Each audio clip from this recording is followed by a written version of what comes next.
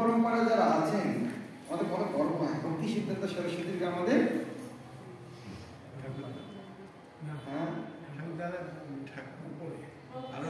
আসলে আমরা এই বলি গুরুদেব পরম গুরুদেব পরাৎপর গুরুদেব পরমেষ্ঠী গুরুদেব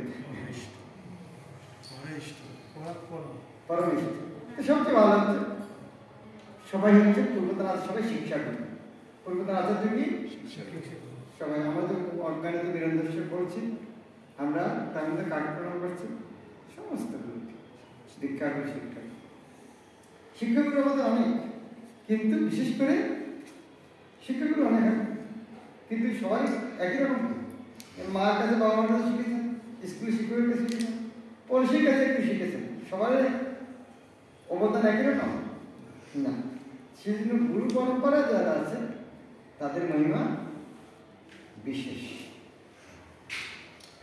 আজকে ভক্তি সিদ্ধান্ত সরস্বতী ঠাকুর আচ্ছা দেখি আপনারা ঠাকুর দাদার নাম কিরকম মনে রেখেছেন তাড়াতাড়ি ভক্তি সিদ্ধান্ত সরস্বতী ঠাকুরের গুরু তার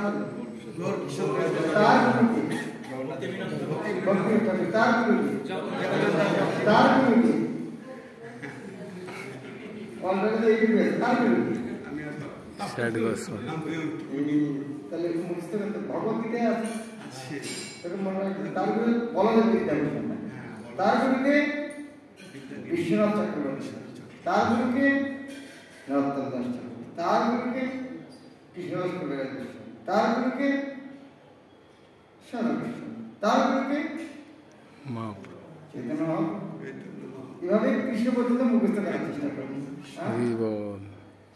ঠাকুর দাদা নাম মনে অলসতা করা উচিত না আমাদের গর্বের বিষয় আজকে চিন্তা করুন চৈতন্য মহাপ্রভু যদি কৃষ্ণ গণপ্রচার না করতেন আমরা আমাদের কি করতে হতো ইলিশ মাছের জন্য মুরগির ঠ্যাঙ্গের কামড়ি করতেন কিন্তু চৈতন্য মহাপ্রভু আমাদেরকে এই শিক্ষাটা দিয়ে গেছেন আজকে 500 বছর আগে এবং এই নদীয়াতে জন্মগ্রহণ সবচেয়ে করুণাময় অবতার কে চৈতন্য মহাপ্রভু সেই করুণাময় অবতার কোথায় জন্মগ্রহণ করলেন আপনার নদীয়া চিন্তা করুন কত ভাগ্যশালী এই ভাষায় কথা বলেছে মহাপ্রভু গোলকবৃন্দের মধ্যে কোন ভাষায় কথা বলছে বাংলা যখন যাবো আর এই ভাষায় কথা বলতে হবে এখন সেই ভগবান যখন চলে গেলেন তার শিক্ষা এবং ধাম লুপ্ত হয়ে চিন্তা করুন আপনারা নিশ্চয়ই জানেন যে চৈতন্য মহাপ্রভু 500 বছর আগে এসেছিলেন কিন্তু তার জন্মস্থান কোনো পরিচয় ছিল না এবং তার শিক্ষাটাও আপনি ইসকনে আসার আগে বৈষ্ণব দেখে কি মনে করতেন সবই করছে সবই অপকর্ম সব করছে মালা আছে কীর্তন করছে এই হচ্ছে সহজিয়া বৈষ্ণব বলে পরিচয় দিতে লজ্জা লাগে তাই না এই অবস্থা চৈতন্য মহাপ্রভুর শিক্ষার এই অবস্থা হয়েছে এটা মায়ার প্রভাব না কৃষ্ণের প্রভাব এটা মায়ার প্রভাব এবং সেটা বলা যায় এটা কৃষ্ণেরও ইচ্ছা কারণ কৃষ্ণের ইচ্ছা ছাড়া সূর্যকে কে ঢাকে মেঘ ঢাকে না মেঘের কি ক্ষমতা আছে সূর্য যদি মেঘ না তৈরি করতো তাহলে কে ঢাকছে সূর্য ঢাকার অধিকার আছে এক বিষয়ে সূর্য মেঘকে ঢাকছে মেঘ সূর্যকে ঢাকছে আর এক বিষয়ের বিচারে সূর্যই সূর্যকে ঢেকে রাখছে তার মেঘ তৈরি সেরকম ভগবান ইচ্ছাতে তার শিক্ষাটা লুপ্ত হয় তারপরে তিনি ভগবান তার এক প্রিয় পাশ্চাত্য পাঠান তার নাম হচ্ছে ভক্তিনাথ তিনি এখানে নদীয়াতে বীরনগর বাড়ি আচার্য জানেন খুব বড় লোকের ছেলে ছিল কেদারনাথ দত্ত পরিবার এবং জমিদার পরিবার স্কুলে যেতেন পালকিতে চলে বীরনগর থেকে কৃষ্ণনগর যেতেন পালকিতে এরকম বড় লোক ছিল ব্রিটিশ গভর্নমেন্ট সেই সময়ে খুব বড় পণ্ডিত ছিলেন ইংরেজি ভাষা থেকে শুরু করে সংস্কৃত পণ্ডিত ছিলেন উনি যখন দেখতে পাবেন চৈতন্য মহাপ্রভুর শিক্ষাটা এরকম গুরুত্বপূর্ণ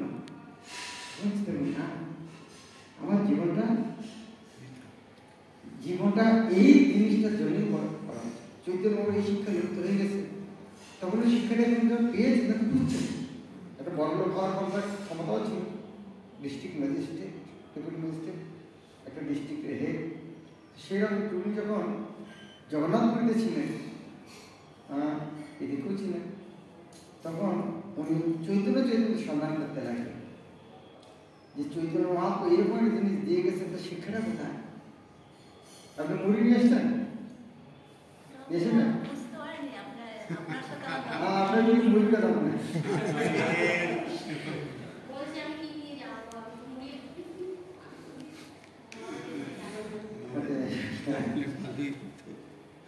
তো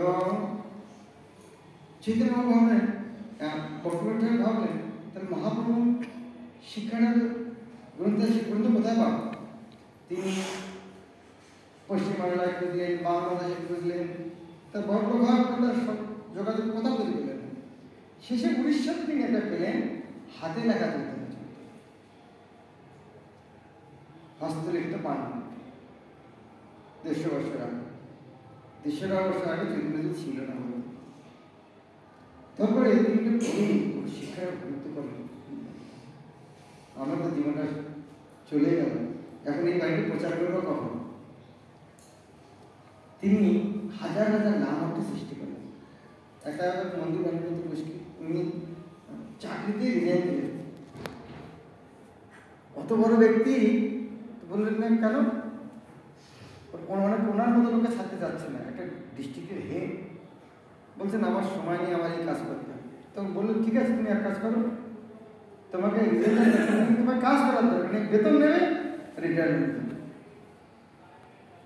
ভক্তিবিনোদ ঠাকুর তখন চাকরি ছেড়ে দিয়ে বাড়ি বাড়ি যে 1 টাকা যে যত দেয়, তখন 1 টাকা মনে হচ্ছে, কলকাতা শহর বাড়ি বাড়িতে ভিক্ষে করে করে চৈতন্য মহাপ্রভুর জন্মস্থান করে। তার আগে অবশ্য কাহিনী আছে, তিনি যখন কৃষ্ণনগরে এসে তখন তিনি এটা আপনার কাহিনীগুলি জানেন, সে দেখেছেন। তারপর জন্মস্থানে মন্দির তৈরি করলেন। তার আগে কথা তিনি ভাবলেন যে আমার জীবনের প্রায় শেষ, এখন তো মহাপ্রভুর শিক্ষা তো আমি প্রচার করতে পারলাম না। জগন্নাথ থেকে প্রার্থনা করলেন, হে জগন্নাথ,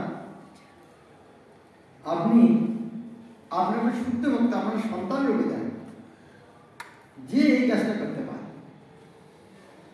যেভাবে চৈতন্য মহাপ্রভুকে আসার জন্য কে প্রার্থনা করেছিলেন? শালগ্রাম শিলাগঙ্গায়।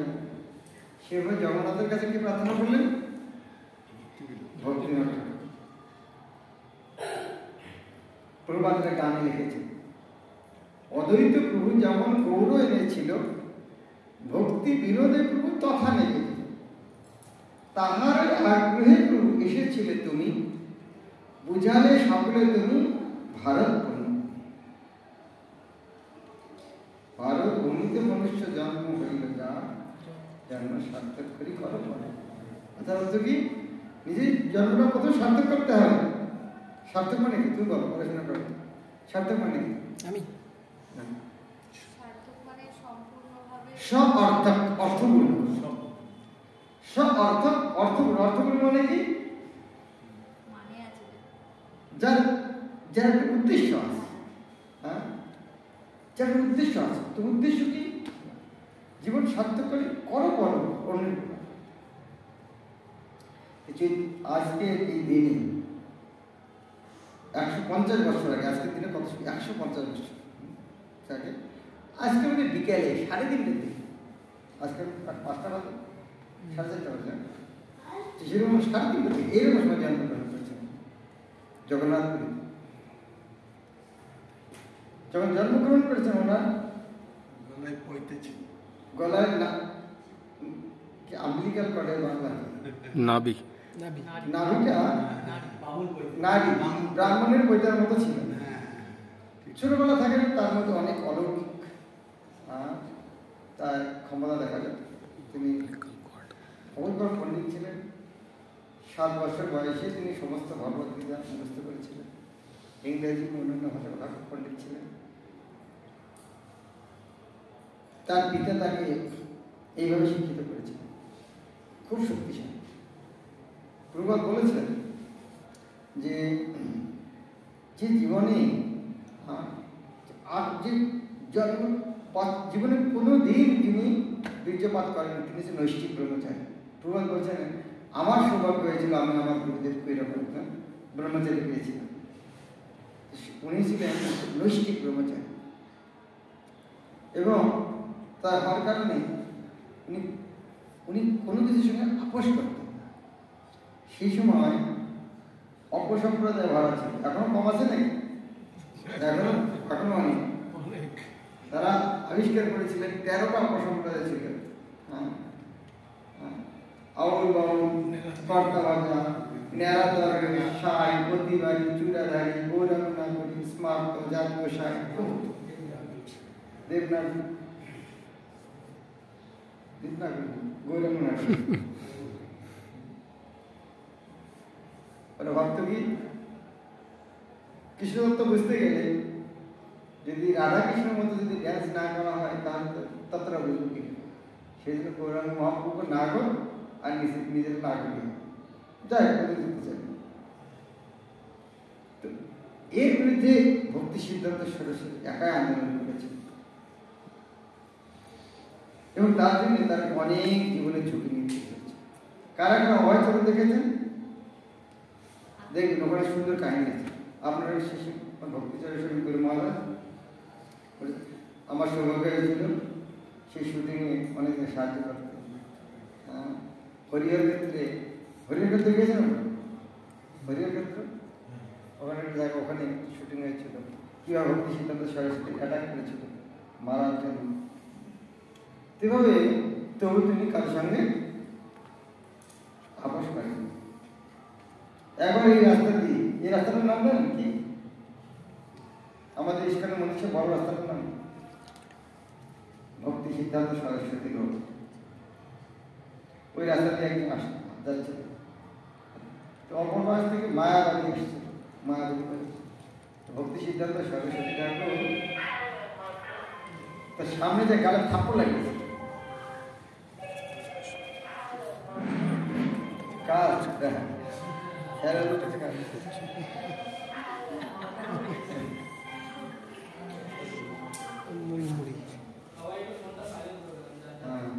এখন বন্ধ করতে হবে, বৈষ্ণব অপরাধ আছে। যখন তার বাকিরা মনে মনে খারাপ হচ্ছে না, তাহলে একটা রিকোয়েস্টের জন্য সব বৈষ্ণবের জন্য অপরাধ হয়ে যাবে। তো এইরকম বলেছি একবার উনি তোমরা সাহায্য করবে, সাহায্য করবে কি করে করতে একবার ট্রেনে যাচ্ছিলেন ভক্তি সিদ্ধান্ত। আচ্ছা, তার আগে 4 বছর বয়স ছিল তখন বাবা বাজার থেকে আম কিনে নিয়ে এসেছিল। মাখা আপনি জানেন বাঙালিরা আম কত ভালো লাগে, অন্য অন্য লোকের কিন্তু আসে না। বাঙালিদের আম কাঁঠা যত প্রিয়, অন্য জায়গায় ঘুরিতে ওদের এত বুঝে এত মাহাত্ম বোঝে না। বাঙালিদের কিন্তু আম কাঁঠালে কিন্তু আম কাঁঠাল ছাড়া আমার বাবার কথা আমাদের অনেক আমের গাছ ছিল তখন আসে 50 বছর আগে। বাবার প্রতি কমপক্ষে প্রতি সিজনে 500 টাকার আম কিনতে, মানে আমের প্রতি তো আম বলা হচ্ছে আম তো এখন বাবা কিনে নিয়ে এসছে আম, ছোট বাচ্চা খেয়ে ফেলেছে, 4 সালের বাচ্চা। ভক্তিনাথ ঠাকুর বলেছেন তুমি জানো না বছরের প্রথম ফল ভগবানকে না দিয়ে খেতে কত অপরাধ রাগ করেনি, একটু বুঝানো ছিল। তখন এই 4 বছরের বাচ্চা তিনি মনে এত কষ্ট করলেন যে আমি এত বড় ভুলটা করলাম, এই শাস্তিটা কি করে হয়? ভুল করলে তার শাস্তি সাজা হওয়া উচিত। তাহলে আমি এক কাজ করবো, জীবনে আর কোনোদিন আম খাবো। চিন্তা করুন, আমরা তো দিনে কতবার জীবনে কত প্রতিজ্ঞা করেছি, প্রতিদিন 4টার সময় পরের দিন ঠিক আছে আজ ঠিক পরের দিন কতবার প্রতিজ্ঞা করেছি, যতবার প্রতিজ্ঞা করি ততবারই ভেঙে গেছি। চিন্তা করুন, উনি 4 বছর বাচ্চা, আমরা আরে 4 বছর বুঝি নেই কিছু নেই, ওদের বলেছিল এখন চিন্তা চিন্তা করুন 4 বছর বয়সে প্রতিজ্ঞা করেছে, কিন্তু শিষ্যরা নিয়ে আসতেন তো কথা পৌঁছে যেত। কি করে? কারণ গুরুদেব খায় না, শিষ্যরাও খায় না, তার সার্ভিস যারা আছে। তো একবার ট্রেনে যাচ্ছিলেন, তো মায়াবাদী কিছু সন্ন্যাসী বসে আছে, ওরা কোথাকে সব এক জীব ভগবান সব এক। তখন শিষ্যদের বলছে পচা মূল হইল খানে পচা না, সব এক সবই এক বলছে না, সব তাহলে আমি বলুন যে সব এক নয়, না যদি বলেন তাহলে আপনাকে খেতে হবে। এইরকম এক সময় এখানে চৈতন্য মহাপুর সময় মহাপুর বাড়ির পাশে মুরলির উঠতে বাড়ি আছে। তো মুরলির উঠতে এক সময় ভগবান শুদ্ধ লীলা উনি একটু ওইরকম একটু মা বাদ একটু বলেছিলেন ছলে। তো মহাপুর ছোট বাচ্চা কাপড় চোপড় পরে ন্যাংটা ঘরে সারাদিন। তো ঘুরতে ঘুরতে ওদের বাড়িতে গেছে, আর মুরলি প্রসাদ খাচ্ছে। তো খারাপ ছোট বাচ্চা খারাপ প্লেটের উপরে প্রস্তাব করে দিয়েছে, এই কেন বলে সব এক।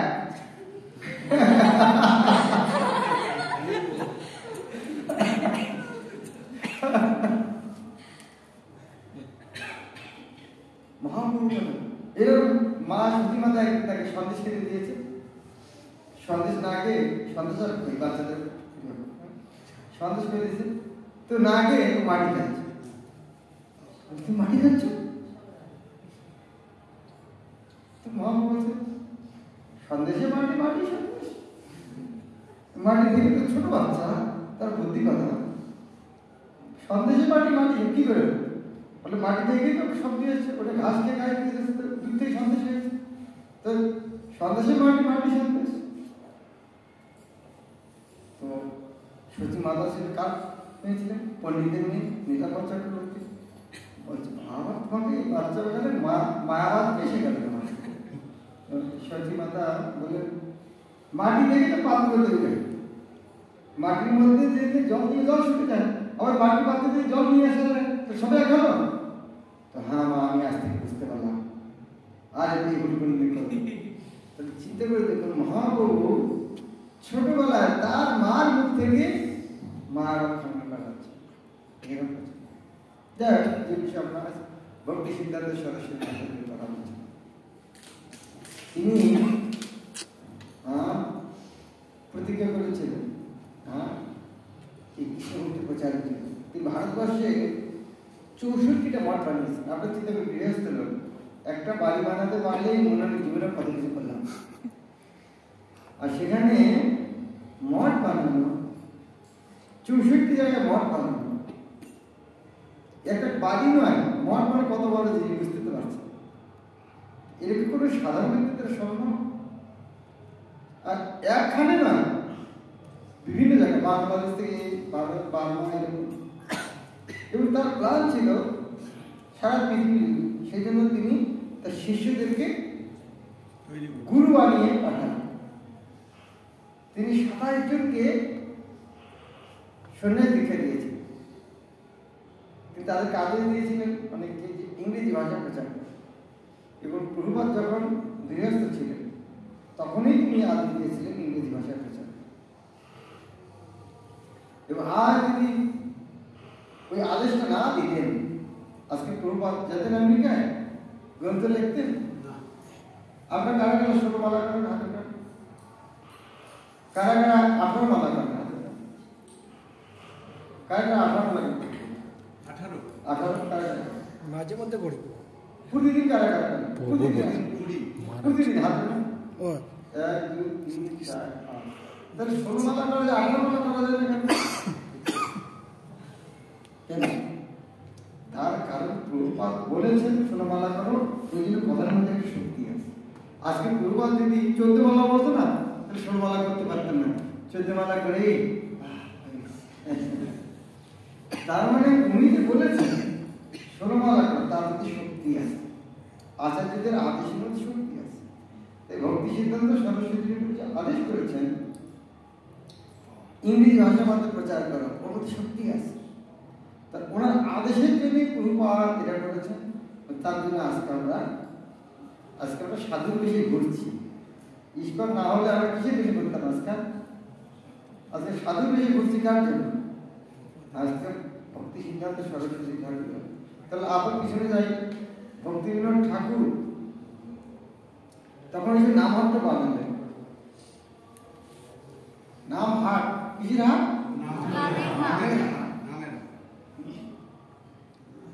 কোথায় বলেন নামের হাট? গ্রামীণ লোকজন কম, তাই না? সপ্তাহে কয়দিন? একদিন, দুই দিন। শহরের মধ্যে কি করে? প্রতিদিন বিকাল করে। কেন প্রতিদিন? আরো বড় শহর সারাদিন, আরো বড় শহরে দিন, আরো বড় শহরে মল বানালে একখানে সব পাবে। সেরকম ভক্তিবোধ ঠাকুর যখন একাই ছিলেন তখন কি করলেন উনি? নামের হাট সপ্তাহে একদিন লাগে। কিন্তু ভক্তি সিদ্ধান্ত সরস্বতী কি করলেন? মন্দির বানালেন, হাট না মন্দির, যেখানে নিত্য সব। এবং সেই ভক্তি সিদ্ধান্ত সরস্বতী ঠাকুর যা সৃষ্টি করেছেন সেটাকেই প্রভুপাদ আগে বেরিয়েছে। আজকে চিন্তা করুন, সকাল সকাল উঠে সংসার দেওয়ার গাইতে হয়, কে বলবে? ভক্তি সিদ্ধান্ত সরস্বতী। তাই ছিল তার আগে বিশ্বনাথ চক্রবর্তী লিখেছে। তারপর গুরু পূজা করতে হবে, কে শেখায়? ভক্তি সিদ্ধান্ত সরস্বতী। সন্ধ্যা আরতি করতে হবে, ভাগবত কে? তার মানে প্রভুপাদ নিজে তার গুরুদেবের এত আকৃষ্ট ভক্ত ছিলেন, গুরুদেব যা যা বলেছেন সেটা তিনি সারা জগৎকে প্রচার করেন। একজন বলছিলেন ইস্কন মন্দিরে এসে ভালো লাগে কেন? কেন ভালো লাগে? সব জায়গায় গেলে একই রকম, কি 3 বার শঙ্খ বাজবে তারপর দরজা খুলবে। দেখি তোমার ভালো লাগে, দেখতে ভালো লাগে। একদিন গিয়েছিল, আচ্ছা মাটির মধ্যে চুমা খান কেন? বলে দরজা করবে সেটা জানে না, শঙ্খ বাতাসে মাটির মধ্যে চুমা খায়। তো বুঝুক আর না বুঝুক সে করছে কেন? এটা প্রভুপাদ এই ধরনের আইন তৈরি করেছে। এটা প্রভুপাদ তার মধ্যে ভক্তি সিদ্ধান্ত সরস্বতী ঠাকুর ইচ্ছা পূরণ করে। আমাদের গর্ববোধ করা উচিত, ভক্তি সিদ্ধান্ত সরস্বতী ঠাকুর আমাদের প্রভুপাদের গুরুদেব, তার শিক্ষা আমরা শিখি, তাকে তার পূজা করা উচিত, তার শিক্ষা গ্রহণ করা উচিত। আজকে পুষ্পাঞ্জলি দিয়েছেন, তার প্রণাম মন্ত্র উচ্চারণ করেছেন, কমপক্ষে তার প্রণাম মন্ত্র উচ্চারণ করা উচিত। কারা কারা মুখস্থ করেছেন প্রণাম মন্ত্রটা? 8 লাইন, তাই 8 লাইনে প্রণাম মন্ত্র কারা মুখস্থ করেছেন? 8 লাইনে প্রণাম মন্ত্র মুখস্থ করবেন না? ঠিক আছে, আজকে হাত জোর করে একবার বলুন ভক্তি সিদ্ধান্ত প্রণাম মন্ত্র। আমার পিছনে বলুন, আমার পিছনে বলুন। নমো বিষ্ণু পাদায় কৃষ্ণ পৃষ্ঠায় ভূতলে শ্রীমতে ভক্তি সিদ্ধান্ত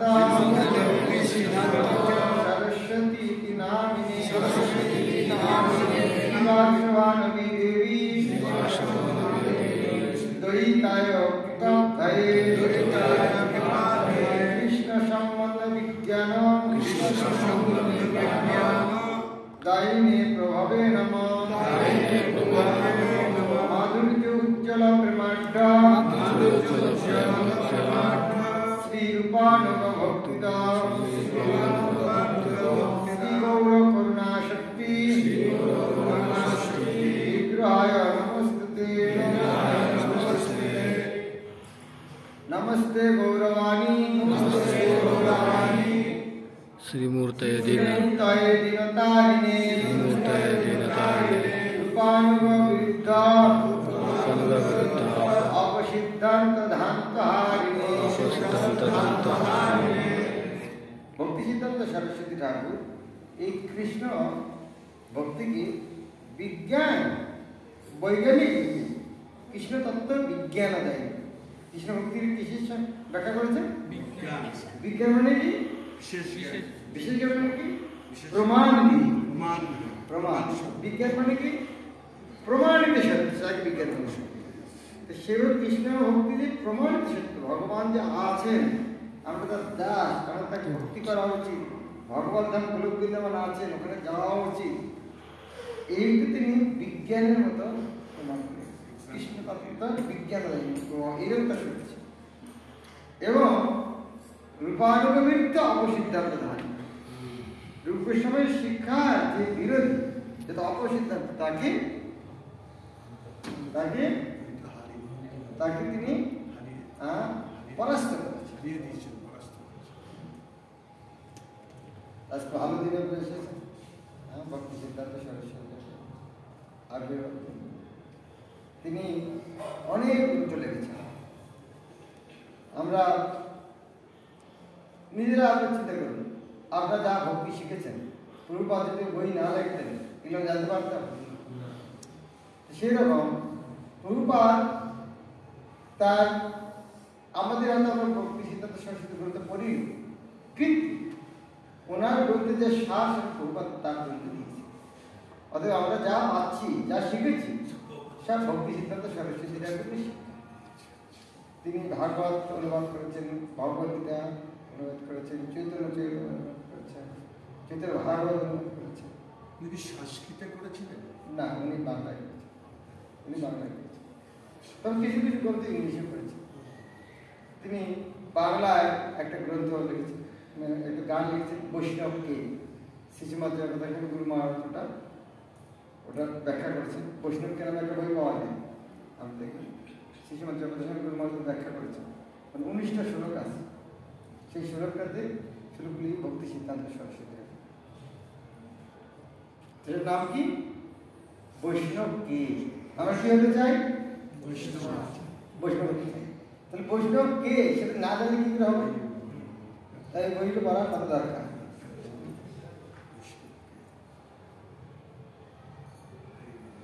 তাহলে প্রভুপাদ লিখেছেন যে আমার গুরুদেব ছিলেন সিংহ, কিন্তু আমরা গুরুদেবকে ভুলে যাওয়ার ফলে আমরা শিয়ালের বাচ্চা হয়েছি। শিয়ালের বাচ্চা হয়ে রাতে মায়ের কবলে করে রাত্রিবেলা কান্নাকাটি করছে। সিংহের শাবকার শ্রীগালের ছলে পড়িয়া কাঁদিছে সব মায়ার কবলে। প্রভুপাদ কি সুন্দর গান লিখেছে না বাংলায়, যে আমরা সবাই সিংহের বাচ্চা, কিন্তু গুরুদেবের শিক্ষাটা হলে এখন শিয়ালের বাচ্চা হয়ে মায়ার জালে করে কান্নাকাটি করছে, মুখ্য ভাব করছে। কিন্তু কি হলো? কিছু গুরুত্বপূর্ণ কথা? ঠিক আছে। কিছু বলবো না, ব্যাগে ছিল, ব্যাগগুলো কোথায় ছুঁয়ে এসছে? হারিয়ে কোথায় কি আছে কি জানি। আচ্ছা, আপনি আসেন, আপনি দেখে আসেন। না একটু দেখেছে কোথায় রাখা? ফাঁকা ছেলে, হ্যাঁ ফাঁকা ছেলে। ফাঁকা ছেলেটা কি করে দেখে অবশ্য আপনাদের সময় হয়ে গেছে, করতে হবে। মায়াপুর এসেছেন, ঠিক আছে, এখানে এখানে কারণ মনে হবো ওই গলায় ব্যাগটা নিয়ে